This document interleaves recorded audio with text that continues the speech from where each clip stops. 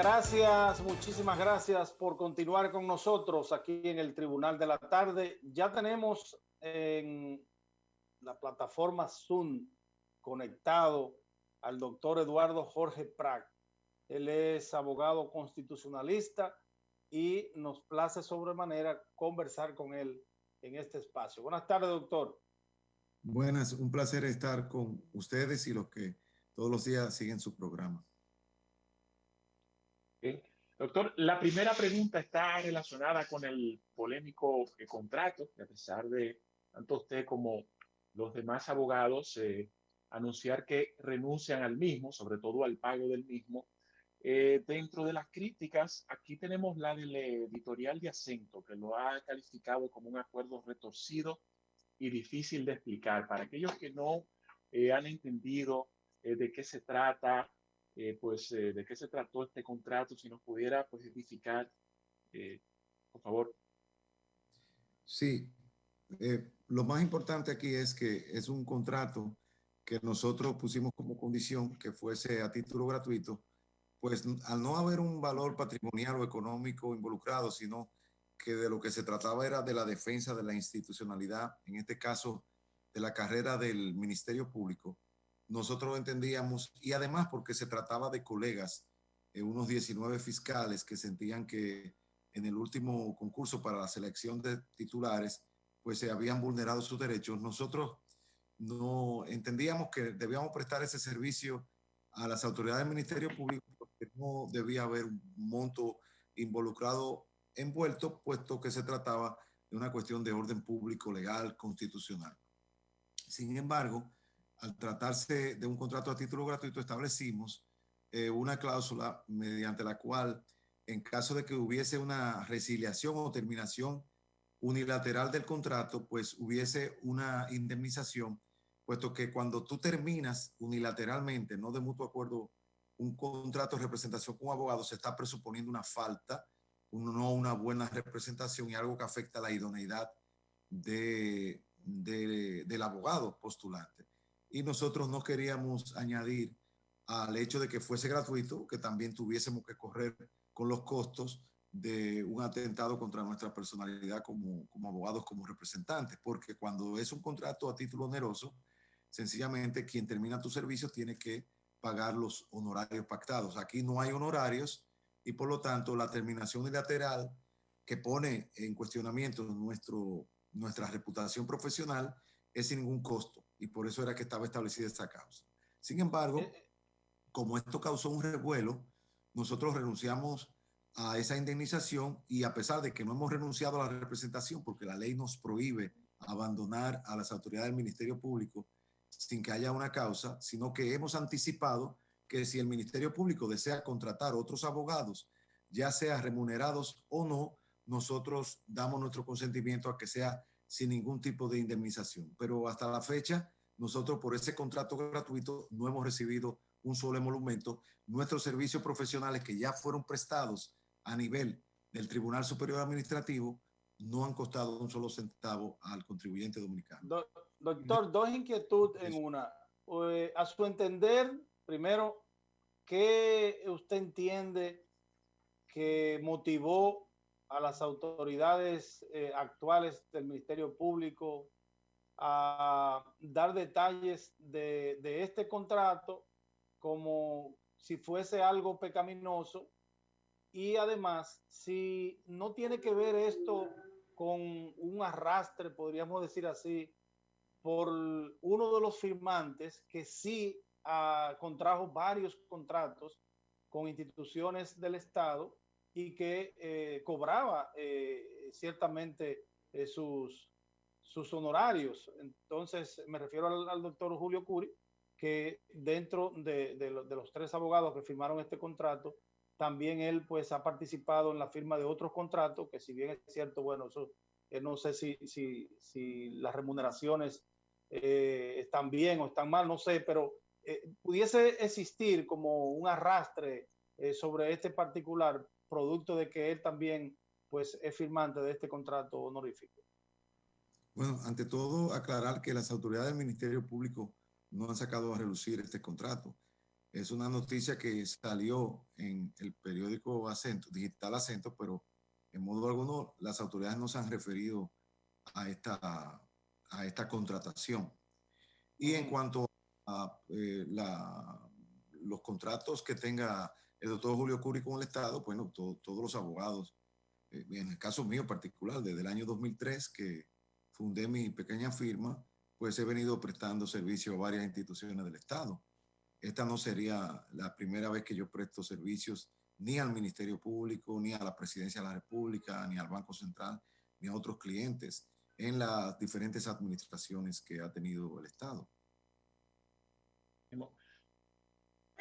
¿Entendería usted que pudieran explicar creo que la palabra correcta sería la filtración a un medio de comunicación de manera específica? ¿Pudiera usted entender que estaría detrás de esta publicación, esta filtración periodística? No sé, porque realmente yo soy de los pocos abogados que sus contratos les son publicados en la prensa en base a filtraciones, porque prácticamente todas las grandes firmas del país prestan servicio al Estado, pero la única firma cuyos contratos son publicados en la prensa es la mía. Me imagino que es por mi posición política. Como ustedes saben, yo soy militante del Partido Revolucionario Dominicano desde el año 1980. Tengo una columna en la prensa nacional semanal, en diferentes diarios, desde el año 1981. Y quizás esas posiciones políticas pueden molestar a algunas personas, pero realmente no veo, porque no ha sido el Estado ni las autoridades que han filtrado esto, sino que son filtraciones que ocurren y realmente son, digamos, parte del accionar de como son los medios de comunicación hoy en día, que ni siquiera piden la opinión de la contraparte para saber o aclarar una noticia. Es lo que yo entiendo. Pero, como ustedes saben, yo soy abogado dedicado al derecho público, al derecho constitucional, y tengo que seguir prestando mis servicios tanto a la mayoría de mis clientes que son del sector privado como al sector estatal cuando me sea requerido. Parte de las críticas insisten en por qué prestar un servicio de forma gratuita, lo que podría considerarse hasta sospechoso desde su punto de vista. Nosotros tenemos alrededor del 25% de los casos de mi firma son a título gratuito, como un servicio a la comunidad. Llevamos casos de diferentes asociaciones, de casos que son importantes desde el punto de vista del derecho constitucional administrativo, como parte de nuestro servicio a la comunidad, porque la sociedad dominicana ha invertido mucho en todos nosotros, los que hemos tenido la oportunidad de estudiar en la universidad. Yo soy profesor y apoyo a los grupos de estudiantes que participan en competencias como parte de la responsabilidad social de mi firma, y por lo tanto, pues en la medida en que puedo prestar mis servicios a diferentes organizaciones, incluso personas con diferentes casos, nosotros lo hacemos. Sí creemos en lo que dice la Biblia de no publicar las cosas que uno hace, pero ya que me lo pregunta, pues en eso está. Y realmente nosotros no podíamos cobrar por llevar un caso contra colegas donde estábamos defendiendo la institucionalidad, porque se podía malentender nuestra participación. Nosotros queríamos que estuviese claro que estábamos defendiendo la carrera del Ministerio Público y que en modo alguno nos animaba ningún otro interés. Lógicamente, nosotros para el Ministerio Público hemos asesorado de modo remunerado. Como ustedes sabrán, yo participé en la redacción, en la elaboración de lo que fue el acuerdo con la compañía Odebrecht que realizó el Ministerio Público, y por eso nosotros cobramos. O sea que no es que nosotros tenemos una objeción a cobrar, no. Sencillamente hay casos que entendemos que deben ser prestados de modo honorífico, como es ese caso. Doctor, explíquenos esto en cuanto a un tecnicismo jurídico. ¿La cláusula de un contrato tiene tanto poder como el contrato mismo, o sea, el contrato completo?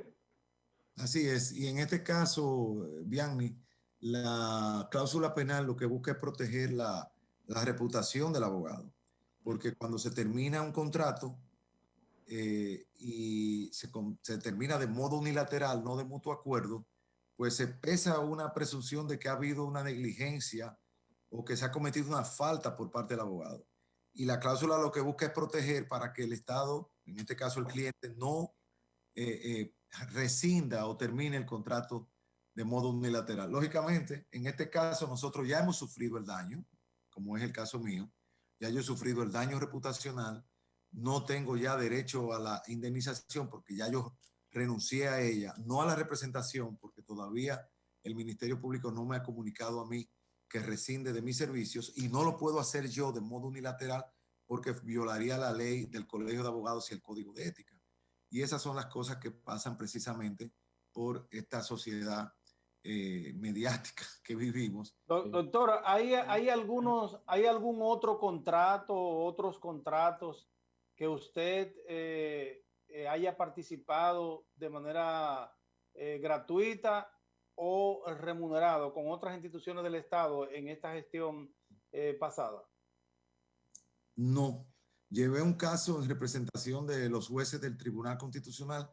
Lo queríamos llevar a título gratuito, pero el Pleno del Tribunal Constitucional decidió que se nos pagara, creo que 150,000 pesos a cada abogado. Éramos yo, Juan Manuel Guerrero, pero nosotros entendíamos que como era una defensa de los jueces del Tribunal Constitucional, no debíamos cobrar, pero el Tribunal Constitucional decidió que se pagara y por eso nosotros aceptamos. Pero es que hay casos en los cuales, por su naturaleza, el abogado no se siente cómodo cobrando honorarios, como es el caso este. Es decir, el caso contra 19 colegas fiscales que entienden que no se ha aplicado bien y nosotros que entendemos que sí se ha aplicado bien, no nos sentíamos cómodos y no vamos a cobrar por ese tipo de casos, porque eso va en contra de los principios de lo que rige nuestra práctica profesional. Tan sencillo. Ahora, de ahí a saltar que nosotros queríamos cobrar 5 millones de pesos, por Dios. Es una... eso se puede a título de cláusula, aprovechando una terminación unilateral.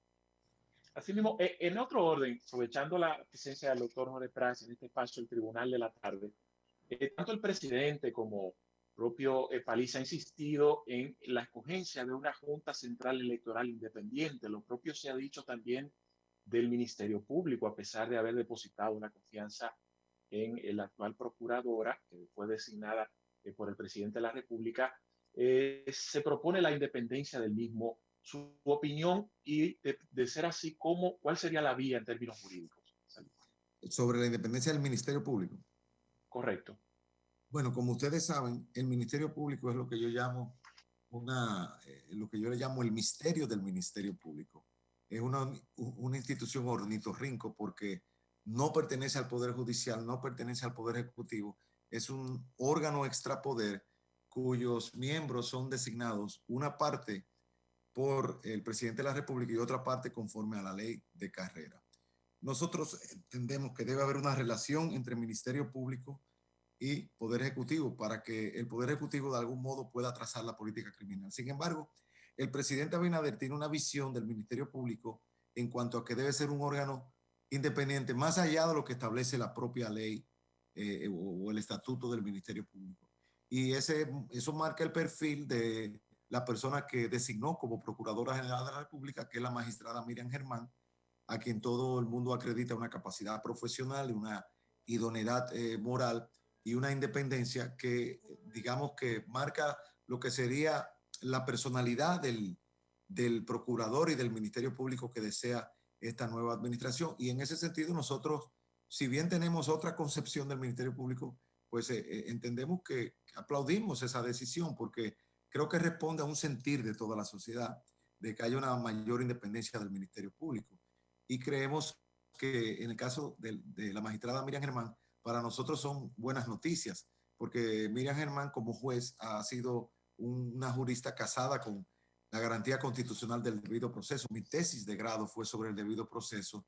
Tengo un trabajo sobre los peligros del populismo penal y creo que uno de los grandes problemas que tenemos que resolver es la necesidad de cambiar esta cultura jurídica de que para que haya proceso tiene que haber preso y de que no debe haber ninguna libertad para los enemigos de la libertad.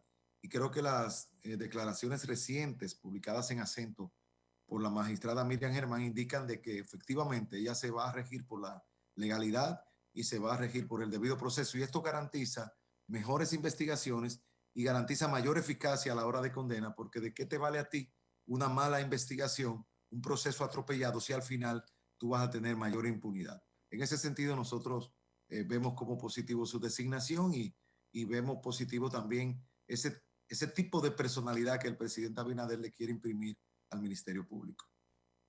Eduardo, me voy para una pregunta más personal. Cuando viste la información publicada, fuiste de los primeros, el primer abogado que reaccionó de los 4 abogados en el contrato.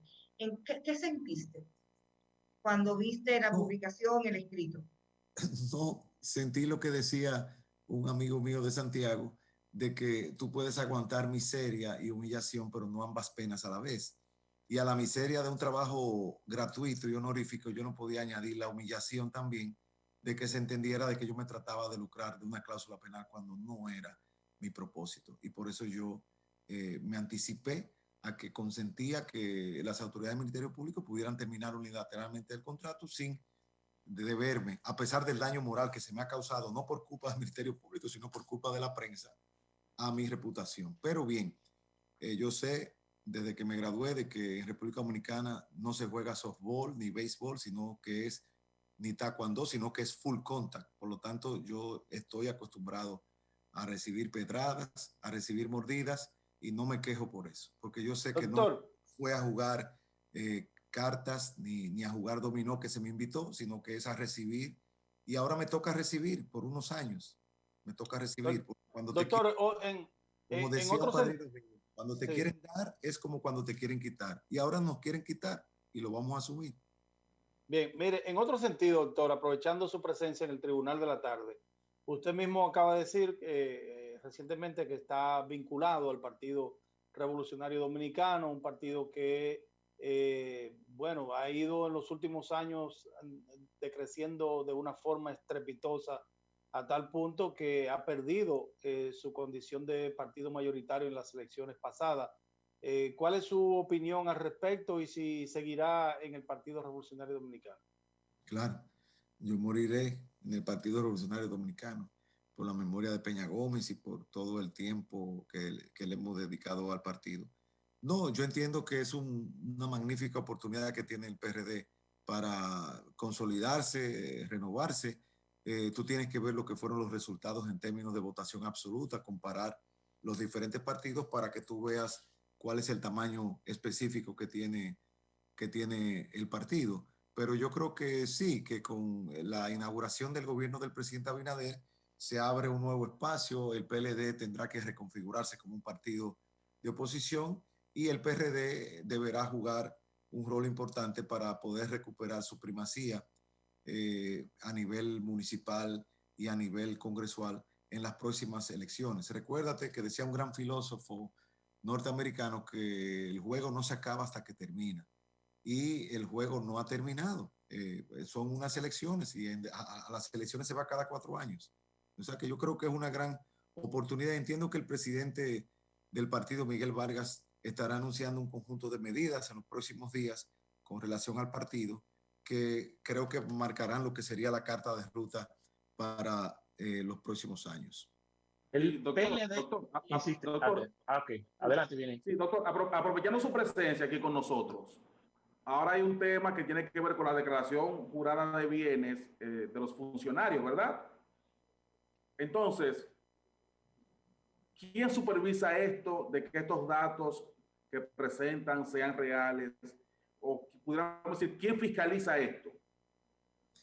Como su nombre lo indica, la declaración jurada es una declaración jurada. Es decir, tú juras que esos son tus bienes.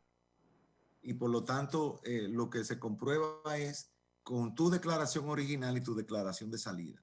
El gran problema con la declaración ha sido que no ha habido una fiscalización de que se haga la declaración. Y creo que en ese sentido lo que decía el presidente Abinader, de que daba hasta una fecha determinada, creo que del mes de octubre, para que se presentaran esas declaraciones, en el caso de los funcionarios de la rama ejecutiva, creo que manda una buena señal. Porque yo creo que aquí lo que ha hecho falta es mucha fiscalización y mucho seguimiento en cuanto a que se presente esa declaración. Porque luego, la gran virtud de la ley que declara la necesidad de esta declaración es tu poder comparar el crecimiento patrimonial. Y eso es un indicio para cualquier tipo de investigación. El PLD insiste en que electoralmente es segunda mayoría en el Senado de la República, a pesar de que 2 de sus senadores han pasado a la fuerza del pueblo y en términos numéricos se han convertido en la segunda mayoría. ¿Quién tiene la razón jurídicamente? Bueno, nosotros entendemos, y así escribimos un artículo, que la segunda mayoría es el Partido de la Liberación Dominicana, porque fue el partido que por la representación popular fue escogido como segundo partido. Recuerda que la Constitución habla aquí, el partido que ostente la segunda mayoría. La ostentación de esa mayoría no radica en los legisladores. Los legisladores del PLD pueden pasar a otras fuerzas de modo parlamentario, pero siempre la segunda mayoría va a ser el PLD, porque esa fue la decisión del 5 de julio. Y es una decisión objetiva. Y lo que quiere la Constitución es que haya una segunda mayoría y que haya una participación pluralista y minoritaria dentro del Consejo Nacional de la Magistratura. Por lo tanto, no podría ser segunda mayoría el propio Partido Revolucionario Moderno, no podría ser segunda mayoría ningún partido que haya ido aliado al Partido Revolucionario Moderno. Esto creo que es bastante claro y los precedentes del Senado también van en esta línea. Y nosotros... Pero doctor, perdone, pero se está hablando de un tema meramente con un órgano como el Senado de la República que está facultado para tomar una decisión al respecto, porque lo que está en juego es la conformación del Consejo Nacional de la Magistratura, quiénes lo van a componer. Entonces, se supone que esa segunda mayoría de lo que habla es de la conformación, de la correlación de fuerzas que exista en el Senado de la República en ese determinado momento, ¿o no? No, lo que dice la Constitución es que es una segunda mayoría que ostenta el Partido de la Liberación Dominicana, que ostenta el partido, no que ostentan los legisladores. Y la segunda mayoría, según las elecciones del 5 de julio y los resultados que publicó la Junta y ratificó la Junta, es el PLD, independientemente de que hayan migrado a otro bloque, podrán estar ahora, el año que viene podrán estar de otro lado, pero mientras tanto, la segunda mayoría la ostenta el PLD. Y así han sido los precedentes. Y estamos convencidos, creemos firmemente de que el Partido Revolucionario Moderno no va a violar esos precedentes y va a reconocer esa segunda mayoría a quien la tiene. No, me parece. ¿Y cuál sería el órgano que podría determinar esa decisión? Bueno, en caso de que el Senado no se atenga a esos precedentes, no se atenga al texto y al espíritu de la Constitución, bueno, serían los órganos de la justicia constitucional que existen, Tribunal Superior Administrativo, Tribunal Constitucional, pero yo no creo que se vaya a llegar por el momento a eso. Yo creo que el Senado va a actuar conforme a esa letra y ese espíritu. Y creo que incluso ha habido declaraciones en este sentido de algunos dirigentes, incluyendo al presidente del PRM, el señor José Paliza. Me parece, pero bien, aquí hablo como ciudadano. No soy Walter Mercado, no puedo predecir el futuro, pero entiendo que no debería violarse el precedente. Bueno, pues agradecemos enormemente la presencia de Eduardo Jorge Prat, que se ha tomado unos minutos. Gracias, Julio, por la invitación y a todos ustedes, Yanni, Vinicio y Mildred. Hacía mucho tiempo que yo quería compartir con ustedes. Lo hemos hecho en tiempo de pandemia. Espero que en algún momento podamos saludarnos y darnos ese abrazo que tanto hace falta. Sí. Muchas gracias, doctor. Placer. Sí, así es. Bueno, gracias. Bueno, señores, creo que hemos llegado al final con esta interesantísima comparecencia del doctor Eduardo Jorge Prat al programa El Tribunal de la Tarde. Mañana, si Dios lo permite, estaremos de regreso de 4 a 6 a través de Telefuturo Canal 23. Bueno.